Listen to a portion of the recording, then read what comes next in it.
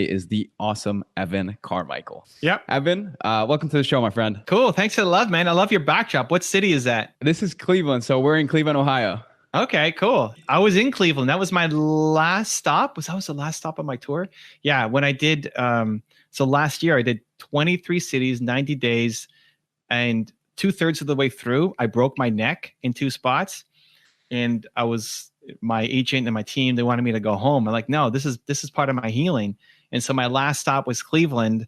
And I did the presentation, sitting at the front, broken neck, got pillows on me and like ice packs. And I remember once we finished that, I just lay on the floor and collapsed for, at least half an hour, just totally exhausted, like gave everything I had. So Cleveland, I even have this book here. So we made this book called Make the 2% Happen, which is a journal for people. And it says Believe Tour, and then says Cleveland 04, 09, 19. It might be hard to see on the camera, but we gave this to everybody who came to the last event because it was our last event on the tour. So warm spot in my heart, even though it's probably cold right now in Cleveland, but warm spot in my heart for everybody from Cleveland. You're a warrior. You made it through that setting there. And we would have loved to have you back in. I know travel restrictions now and everything else, but built to serve, man. I mean, very exciting stuff. Before I dive into it, I wanted to kind of just give a brief background on you to the listeners. I guess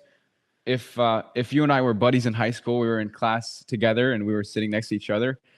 Who was Evan back then? Like, what was it like? Who were you? What was the character? What was the personality like? In university, so let me go back. Super introverted, not a ton of friends, very shy, didn't talk to anybody. Running my company, depends on when I meet you, but running my business part-time while still in school. Trying to decide, do I want to be an entrepreneur and do this full-time, or do I want to be an investment banker and make 6 figures out of the gate and kind of travel around the world? Didn't really join any clubs. Is basically schoolwork, get it done, and then go work on my business pretty much every day. That was Evan Carmichael in university, dude. There we go. Now, you did want to be a VP at a bank growing up. Did you have like a role model that was a VP? Was there a role model there that inspired? He's done his homework, guys. He's done his homework. Jad's been reading. Always. I like it. Yeah. So in my yearbook in high school, where they ask you like, where are you going to be in 10 years? I said VP at a bank. I didn't know what I wanted to do. I mean, I think a lot of people who kind of graduate high school, high school doesn't really give you the tools to know what you want to do. They give you tools like math and science and English, but not like life planning skills, which is interesting. So entrepreneurship wasn't a thing. I'm 40 now, right? So this is 20. When did I graduate high school? 18, 22 years ago. Nobody wanted to be an entrepreneur. I mean, my friends didn't want to be entrepreneurs. It was not just part of the culture. It's great now. Everybody wants to be an entrepreneur. Everybody wants to have a show and a pod. It's great. I love it, dude. But you kind of had to be crazy to be an entrepreneur. You had to basically not be employable. Like you can't get a job anywhere else, or your only option is to start a business. You had to be kind of crazy. So that was kind of like a last resort back then. Yeah, like super last resort. And I sound like I'm an old man, but I still got tons of runway ahead of me. But that was the culture, and I liked money. I liked making money. I liked being the banker in Monopoly. I liked hustling my baseball cards and I just stock markets. I just liked trying to find ways to make money. And so I asked my parents, well, who makes money? And they said bankers. So I was like, okay, I'm going to be a banker. So where am I going to be in 10 years? I don't know. VP at a bank. That just kind of just made sense. So yeah, not a ton of thought or deep diving into self-awareness when I was 18 years old. Well, I was very similar growing up. So we probably would have been good friends back in high school and college days. You mentioned you were introverted. I heard somewhere you were nervous on stage. Funny enough, I had my team. I asked one of my team members here to do a little bit of research yesterday and say, hey, just make sure there's nothing that we're missing that would be interesting to put in to talk about. And I go to my teammate and I go, hey, so what do you think of anything new on Evan that I don't know? And the first thing that comes out of his mouth is like, well, he's obviously very smart. And so I chuckled there, but then it kind of right away, it brought a thought into my mind, which was kind of with entrepreneurship specifically, how much does quote unquote smarts play a role, or how much is it a factor of hard work, or maybe a mix of the two? Where does smarts or where does hard work play a factor in whether it's building a business, being successful online as an influencer, or whatever it may be? I think intellectual ability has very little to do with success as an entrepreneur. I think if you're saying working smart versus working hard, that might be something a little bit different. But if having a high IQ was the thing that made the difference, then every university professor would be super rich. And they're not. And most of them suck at being entrepreneurs. And so IQ, I think IQ maps very poorly actually to entrepreneurship. When I was in the VC business, we were raising $500,000 to $15 million for companies. If somebody gave us their business plan and you flip to the team part of it and they had a PhD on their name, that would count as a strike against them. Like, ooh, their PhD. Yeah. Ooh. Like no street smarts. That's a big statement. Yeah. Like it's a strike against them. It's against them. Where in the typical world where you're hiring people like, oh, I got PhDs on my team, you think they're super smart. But in the entrepreneur world, and I didn't set this rule. I was 22 years old. I was just kind of following the model. That's what VCs were saying, right? These guys who are in their 60s or 70s and built giant companies and invested in tons of companies. You had a PhD, it was a strike against you. So there's very little. If there is a correlation, it might be a negative one for PhDs or super smart people becoming successful entrepreneurs. Working hard is a prerequisite for anything in life that you want to get. Working hard is your ticket into the game. It doesn't guarantee you're going to get a home run. It doesn't guarantee you're going to win, but you don't win without working hard, period. There's lots of people who work hard and never win. There's lots of people who, I think of people in my family who have jobs, who work crazy hard at their jobs and don't get, paid super, super well for it. So you can work really hard and never go off and achieve your goals. But just working smart isn't enough. I think what smart people do is often find really smart reasons why they can't win. Like, I can't win because of this. Too much knowledge, and you start to overthink, and you're kind of crippled from actually taking action because you know so much and you've learned so much throughout your college years, and so you start to overthink and overplan. And then you mentioned you have your 2% rule, which is just take action on the first with 2%. Yeah, dude. Look, it's the Cleveland book. Make the 2% happen with Cleveland right there.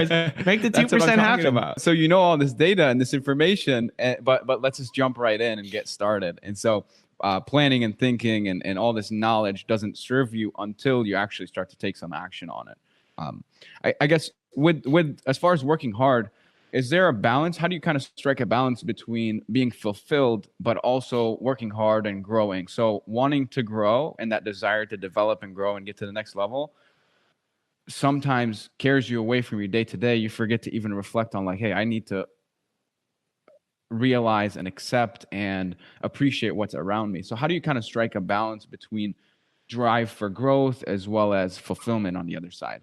It's an interesting choice of words because I would equate a lot of my fulfillment comes from the growth that I'm getting. A lot of my fulfillment comes from like talking to you and making this show and talking about Cleveland and sharing stories and trying to help other entrepreneurs. Like that's deeply fulfilling for me. This isn't work for me. This is like the second I look at my calendar, it's like, oh man, really? I got to talk to Jad. Come on. Like if that's my mindset, I'm out. Like I'm not doing those things anymore.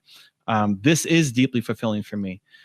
Balance, I think, is a very personal question and will adjust throughout time for every human. So what your version of balance looks like is going to be different than mine, than The Rock, than somebody else.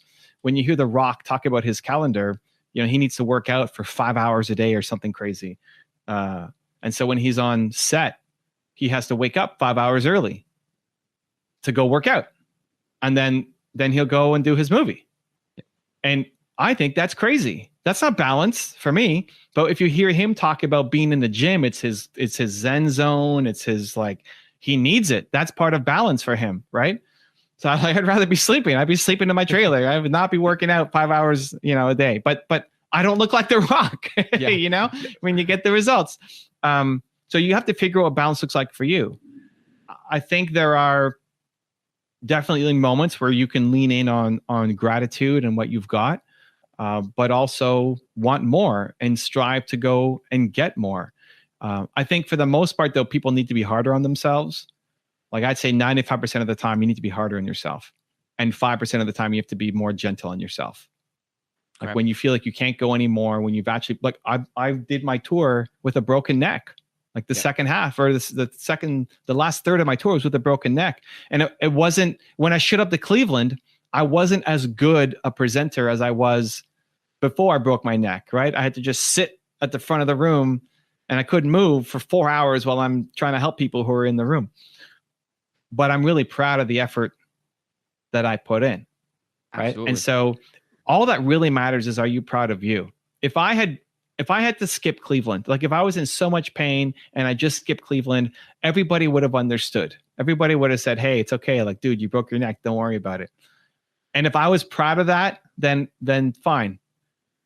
I would do it because I had hit my max. But I felt like I had a little bit more, just a little bit more. Let's show up for Cleveland. Let's make it happen. Come on. We got one more stop. Man. We got to, like, don't skip them over because I'm in Toronto. So we're pretty close. Yep. So it's like, okay, don't skip Cleveland. Just let's go. Let's do one more. And like, we'll hit Toronto after. There you go. Yeah. And I'm proud of that. So all that really matters is, are you proud of you? You know, not what other people say, but when you look at yourself in the mirror, are you proud of what you put in today? And if that means you need to lean on gratitude one day and the next day you have to lean more into working harder for your goals, that's the inside game that everybody needs to play. But in general, I think you need to be much harder on yourself because you're capable of more, and you need to push that. Just move the brake line. Sure. Like wherever you would normally give yourself a break, just move it a little bit. Don't like get all the way out here. It's just move it a little bit. Just an inch. Just move it. Just move the brake line forward just a little bit. 1% better every day, inching forward. And that's when you start to you pat yourself on the back. That's when you actually start to build self-respect, self-love, self-belief, self-confidence from doing the thing that you didn't think was possible yesterday. That's the perfect segue into kind of where I was going with this. Kind of building that belief in yourself. You're on a mission to kind of solve that problem, right? It's one of the world's biggest problems in your view. People not believing in themselves enough. I guess I agree 100%, and I feel as if it's through overcoming certain challenges, like showing up to Cleveland with an injury and still pushing through and persevering and having a great event regardless, right? And you feel great about it. I guess, where do you think the problem of having that low self-esteem come from? Is it like in early childhood days when you're growing up, and is it like not enough push and encouragement? Is it simply, the social media have an effect when we're comparing? Like where's that issue coming from specifically? Yeah. So, when you were born, you didn't come out thinking, man, I suck. It's like, that's not the first thought that comes out. That wasn't my thought. That wasn't your thought, but it's nobody's thought. Like nobody comes out and says, I suck as a human. You didn't care what other people thought about you. You're like pooping all over the place. So you were trained, right? So those negative self thoughts that you have, and not just you, Jad, but everybody has, were given to you. Other people put them in. That's not your voice talking. That's somebody else's voice talking to you. So that's already the first step, is to piece that out. Like you think it's you telling, that's not actually your voice. We need to kick that voice out because that's your mom's voice or your grandfather's voice or your teacher's voice, somebody else's voice telling you that you suck because you weren't born thinking you suck. So the next step is, okay, I need to start to eliminate some of these people who are bringing me down, who I feel worse about myself after. And it's just use this as a test. After I spend time with this person, do I feel better or worse about myself? You're leaving them, you had a call, you had a lunch, whatever. Like, do I feel better about myself or worse about myself? Like, I love Jad's energy. I'm doing interviews all day. And my next interview, I'm taking a little piece of Jad with me. Like he's giving me a little boost to take to the next call I'm doing, right? That's a good thing. So, maybe your mom is a negative or your best friend from high school is a negative. And so it's just auditing that and supplementing with things that make you feel better. And that could be people in your life, but it could also be online resources, right? Like how many episodes of this show do you have, Jad? This is number 3. Great. And how often are you going to make content ongoing? I'd love to get to your level of 3 videos a day. We're looking to do a video minimum every single week. Great. And then we're looking to just keep ramping up. So if you like Jad and his content, you got 2 other episodes to go back and listen to. And now you got 1 a week coming up, right? And so find other people like Jad. If it's my content, if it's Gary, if it's Mel, if it's Grant, like whoever the person who makes, again, I feel better about myself after I've watched this video, then have more of that in your life. And it will, and what's going to happen is if you listen to Jad every week, like you got Jad in your ear, what's going to happen is you're going to start to think a little bit more like Jad. You're going to start to see the world a little bit more like Jad. You're going to have the mindset a little bit more like Jad. And then he'll pull you up. He's like sprinkling little Jad pixie dust on you every week with his new episode. And you become you start to act and think and feel a little bit more like Jad. And that's what you want. Because right now you're acting, thinking, and feeling like the people who put all those negative thoughts in your head. And if Jad starts coming on the air and says, hey, you suck, don't believe in yourself, I hate you, great, then don't listen to Jad anymore and go find somebody else, right? I mean, I won't listen to Jad anymore. And you move on to something else. But like, that's the whole point. And whether you like me or not, there's lots of people creating content that now you can be around every day to start to lift you up. So step 1 is recognize that voice isn't yours. Step 2 is eliminate the negative voices around you and supplement it with positive voices, even if it's just aspirational from YouTube videos or books or podcasts. And then step 3 is showing yourself that you do difficult things. So you can get belief by having Jad say that I believe in you, and it gives you a little more encouragement, but you still have to do the thing, right? You want to work out. You can't just read about doing squats. You have to do the squats to get the result. You can't just read about how to sell. You have to sell to get the results, right? So you got to actually do the work. And when it's difficult, that's when the self-love and self-confidence and self-pride comes in. So in that process, you start to gain more self-belief by doing the difficult things. I love it. Yeah, I see it as this kind of like roadmap or this wheel where you're kind of excited, and then when you take action, you accomplish something, you feel better, and then you're even more excited. You take more action, you feel even better, and it just becomes kind of like a snowball effect of growth and development once you start taking action. So we talk about it all the time here, which is kind of like, hey, just get started. You're gonna make mistakes, of course, but taking action is gonna make you feel a lot better about yourself than hesitating and holding yourself back and not letting yourself experience whatever that is that you should be or that you aspire to do. I want to go to the book briefly. I love these kind of full pagers that you have in here. One of my favorites is the Chinese proverb. I got it right up. It's if you want happiness for an hour, take a nap.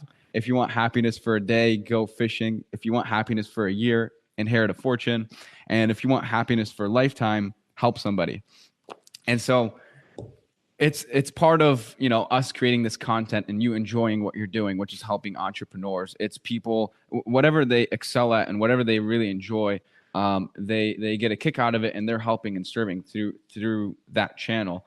I guess, where can somebody who's kind of uncertain about the future? I love the fact that through the book and just through all of the content, the positivity, you give people hope, and that's huge. Where can people get started in finding out, like, hey, what is my purpose? What is my why? And then more importantly, like, who should I go after? Whom should be the person I serve? I mean, I think everybody finds great fulfillment in serving. And so how do we help them kind of get started in at least recognizing maybe a passion of theirs that they haven't uncovered, they haven't asked the right questions to themselves, and then to start to actually take action and serve and get that fulfillment through serving, really? Yeah, I mean, so the book will help. There's a lot of exercise in there. It's pretty cheap to pick it up, affordable. We go through a process: who, why, how. The why is your process, is your purpose. So, your why is your purpose. Your purpose comes from your pain. Whatever you struggled the most with as a human is what you want to help other people with for the rest of your life. If you think about the most painful moment in your life, not physical pain like me breaking my neck and being in Cleveland, that was a lot of physical pain, but emotional pain. When did you feel like worthless as a human being? Understand that there are millions of people right now who are feeling that exact pain that you struggled with and suffered through. Your purpose is to help them not struggle or suffer as much. So the content I make on my channel is still for 19-year-old Evan. And if you're making content, think about who Jad was 5 years ago. To say, hey, I'm going to launch a show and I'm going to interview some of my heroes and I'm going to bring them on. Like that would be an impossible thought. Like there's no way I'm going to do that. But here you are. I grew up on content of yours and podcasts and online motivational videos. And I still remember, when I first started, it was my first business at the time. And I was like, everything was going wrong. All I can remember playing in my head was the positivity and the keep going and the motivation. And so I 100% agree. You kind of have to be keeping in touch there, but kind of. But no, but listen, it's okay. So you're watching the videos. That's different than, hey, I'm watching the Evan Carmichael video versus I'm going to interview Evan Carmichael on my channel. Sure. Right? That would have never come up. Like that's an impossible thought. But you're here. Like to the Jad that you were 5 years ago or 10 years ago, that's impossible. And you're here. So you've done the impossible. Right? But that's an inspiration. You can go back. Like if you're going to go talk to Jad from 5 years ago, and you're going to tell him, dude, you're going to do all these things. It's crazy. You know what you're going to be doing in 5 years? You're going to be having this show. You're going to launch this weekly episode. You're going to be interviewing some of the people you watch on these channels. You're going to be talking to them. You're going to be getting their advice and coaching from them. You're going to be doing that, dude. Let's go. Like, right? So there's lots of people who are Jad from 5 years ago, and they need your help. And they may not even listen to an Evan Carmichael, but they'll listen to you. Because you've been through the pain that they are currently going through. I know we're coming up on time here. Anything for 25-year-old Evan? Anything we want to talk about in the book? Where can people find it? And then kind of some final notes there on your side, on your end. Anything for the listeners? Yeah. So, I mean, if you want to pick up the book, you can get it on Amazon. If you want a signed copy with a bunch of bonuses, you can get it off my website, evancarmichael.com. The question for 25-year-old Evan, I used to hate this question because I can't go talk to 25-year-old Evan. Like I can't do it. So I spend zero time. I'm 25 today. Give me some feedback on that. Well, here's the thing. Like, what's your most important? Did you go through the who, why, how exercise? Yes. What's your who? What's your most important core value? So mainly integrity. Okay, integrity. So if you were going to go back to 19-year-old Jad, the message needs to be integrity. What you would tell him is have more integrity. And that plays out in a bunch of different ways for Jad's 18-year-old life. And that's great.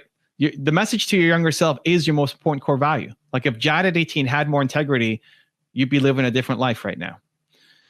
But it's not that helpful because you can't go back to talk to 18-year-old Jad. But here's where it becomes super practical and why I ended up loving this question. 80-year-old Jad coming to 25-year-old Jad, the message is still integrity. Like the thing that you still need the most is integrity. The thing that's preventing you from the next level is still integrity. More integrity is what more belief is what I'm missing. More belief to do the next thing. Yep. And so now it becomes highly practical to say, okay, I need to have even more integrity in these areas. People will look at you and say, well, what do you mean? You have so much integrity. You're doing everything, but it's just they have lower standards for what integrity means. Sure. And if you want to actually get to the next step, it's raising your own bar for what integrity looks like in your life. And if you actually applied that, you'll become an even bigger version of Jad. I love it. Super simple, super, one word, which is essentially your who, and very simple enough to kind of get back to it. This has been a lot of fun. Thanks so much for tuning in. EvanCarmichael.com for the book. And Evan, thanks again for joining us. This was great. Appreciate you, man. Good luck. If you want to see another awesome interview I did, check the video right there next to me. I think you'll enjoy it. Continue to believe, and I'll see you there.